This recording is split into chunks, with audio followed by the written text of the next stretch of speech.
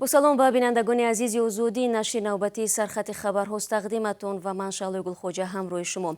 дар 10 дақиқаи дигар роҷеъ ба сарнавишти иззатамон нишасти байналмилалӣ дар душанбе, афзоиши содироти барқи Тоҷикистон ба хориҷ дар шароити вуҷуди лимит дар дохили кишвар ва дигар навгониҳо суҳбат хоҳем кард. бо гузашти 6 рӯз то ҳанӯз наздикони иззатамон ҳомии ҳуқуқи муҳоҷирон дар бораи сарнавишти ӯ бехабаранд. ҳамсари иззатамон Сайёра Тағоева дирӯз дар суҳбати видеоӣ бо Радиои Озодӣ гуфт ҳоло ҳеҷ далели рӯшане дар даст надоранд ки шавҳараш ба Душанбе интиқол ёфтааст, ба ҷуз аз иттилоияи Вазорати корҳои дохилӣ ки охири ҳафтаи гузашта нашр карда буд. Сайёра Тағоева боздошт ва эхроҷи шавҳарашро ба одамрабоӣ нисбат медиҳад. дар шабакаҳои иҷтимоӣ сару садоҳо дар бораи тафтиши манзили иззатамон дар Москав аз ҷониби полис ҷой дорад. дар ин бора ман аз Сайёра Тағоева ҷузъиёт хостам. ман рафта заявление нависта будам шӯъбаи милисияда ки шавҳарам гум шудагӣ, ягон хату хабар нест. барои ҳамин ва омадам хонаи ман, хати ман кам дар маслиҳат карда суҳбат кардам, пурсидам чӣ хел ва чӣ кор мекардан он кас дар Россия, чӣ хел ба чӣ кору машғул будан, ҳамина пурсидан тамом, ягон гапи дигар набуд. дӯстони азиз, навори бештари суҳбати Сайёра Тағоева дар давоми рӯз дар барномаи ахбори Озодӣ ва ҳамин гуна дар Озодӣ видео пешниҳоди шумо хоҳад шуд. Ашраф Ғанӣ, раиси ҷумҳурии Афғонистон, тасдиқ кард ки хоҳони як ҳукумати интиқолии сулҳ аст. оқои Ғанӣ ки рӯзи 3 март дар оғози конфронси 9 вазирони қалби Осиё раванди Истанбул дар Душанбе суҳбат мекард, афзуд ҳукумати сулҳ бояд вазифаи муваққат дошта бошад то интихобот ҳукуматро идора кунаду ба маъмурияти оянда супорад. дар конфронси байналмилалии имрӯза вазирони умури хориҷии 15 кишвар ширкат доранд. ҳамкорони мо ин нишастро пайгирӣ мекунанд ва дар давоми рӯз барои шумо тафсилотро пешниҳод хоҳем кард. Тоҷикистон дар 2 моҳи соли ҷорӣ аз ҳисоби содироти нирӯи барқ ба хориҷа беш аз $7 миллион даромад дидааст. хабаргузории Авеста менависад ин рақам нисбати ҳамин давраи соли гузашта нисбатан бештар мебошад. мақомоти марбута дар бораи ҳаҷми барқи фурӯхташуда ба кишварҳои ҳамсоя маълумот надоданд. танҳо зикр гардидааст ки нирӯи барқ ба Афғонистон содир шудааст. қаблан ширкати барқи тоҷик бо ширкатҳои барқрасони Афғонистону Ӯзбекистон барои интиқоли нирӯи барқ дар соли ҷорӣ созишнома имзо карда буд. интизор меравад то поёни соли 2021 ба хориҷа аз Тоҷикистон беш аз 3 миллиард киловаттсоат барқ содир гардад. содироти барқ ба хориҷа дар ҳолест ки дар деҳаҳои Тоҷикистон ҳанӯз лимити барқ бекор нашудааст ва бархи сокинон дар Душанбе низ ин шабу рӯз аз барқкушӣ шикоят мекунанд. Комитаи ҳолатҳои фавқулодаи Тоҷикистон дар бораи ҷилавгирӣ аз худкушии як ноболиғ дар шаҳри Хуҷанд хабар медиҳанд. ба қавли манбаъ, духтари 15-сола бо ҳадафи худкушӣ дирӯз худро ба дарёи Сир афкандааст.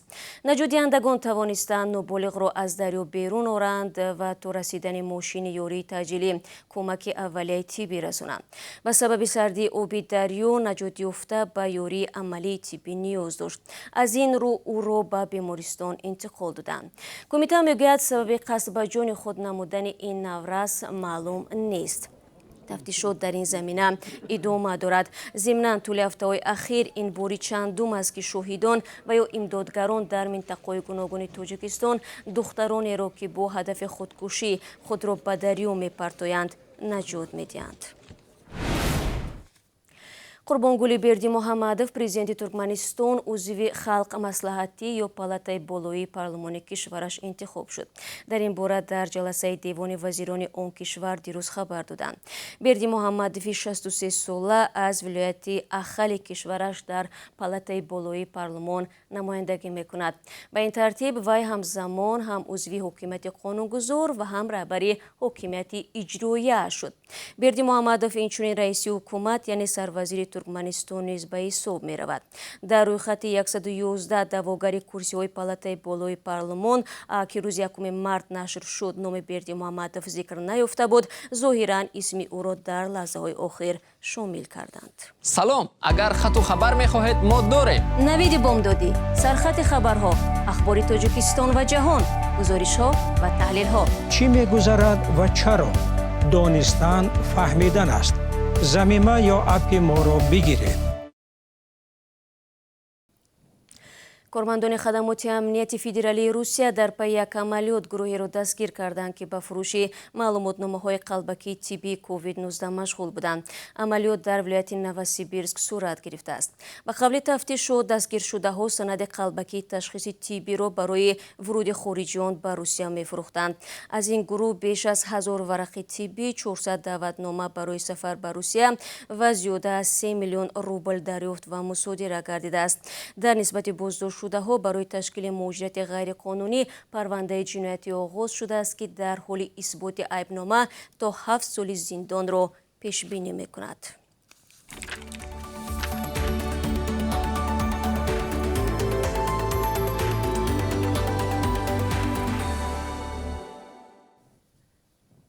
خبرگزاری رسمی تاس می‌نویسد در پی یک مناقشه در منطقه نوای مسکو افراد نامعلوم به شهروندان تاجیکستان حمله کردند و در نتیجه 3 نفر مجروح و 1 تن کشته شده است.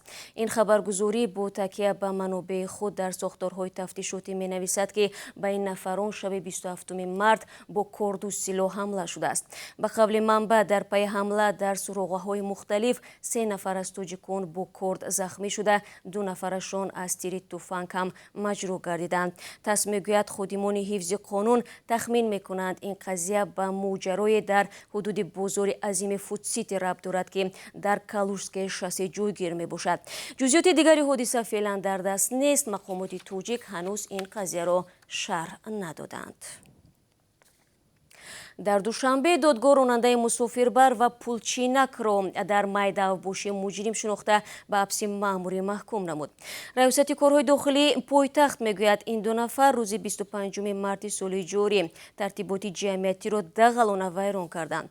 ронандаи 26 сола Акмал Наимов ҳангоми фаровардани мусофирон шитобкорона воситаи нақлиётро ба ҳаракат даровардааст ки боиси ба миён омадани ҳолати садамавӣ ва эроди атрофиён гардида аст.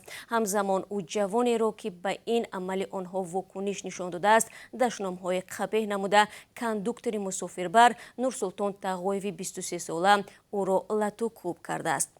навори ин ҳодиса аз ҷониби шоҳидон сабт ва дар шабакаҳои иҷтимоӣ нашр шуд.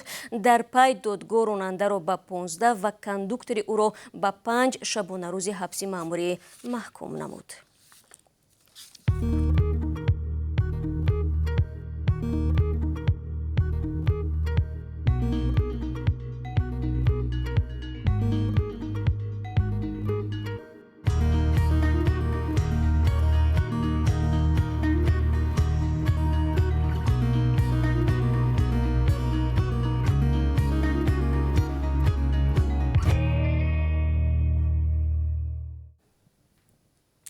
дар балҷувон бо мусоидати ҳукумати ҷопон барои бонувон марказ ифтитоҳ ёфт. ин марказ ба занони ноҳияи мазкур имкони касбомӯзӣ, гирифтани кӯмаки равонӣ ва машваратҳои ҳуқуқиро фароҳам мекунад.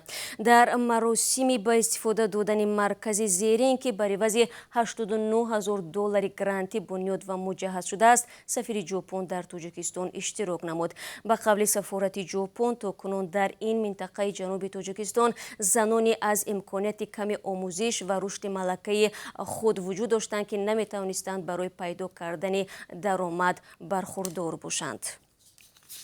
ва дӯстони азиз, ҳоло фурсатест ки барои шумо дар бораи қурби асъори хориҷӣ маълумот бидиҳам. Бонки миллӣ барои имрӯз 30 март нархи $1 сомониву 31 дирам ва 1 евроро 13 сомониву 33 дирам таъин кардааст. 1000 рубли русӣ бошад 148 сомонӣ ва 40 дирам аст ки нисбати рӯзи гузашта 40 дирам бештар мебошад. бинандагони гиромӣ, ахбори бештар аз инро баъди 3 соати дигар дар барномаи хабарӣ пешниҳоди шумо хоҳем кард. Бо Радиои Озодӣ бимонед ва рӯзи хуб дошта бошед.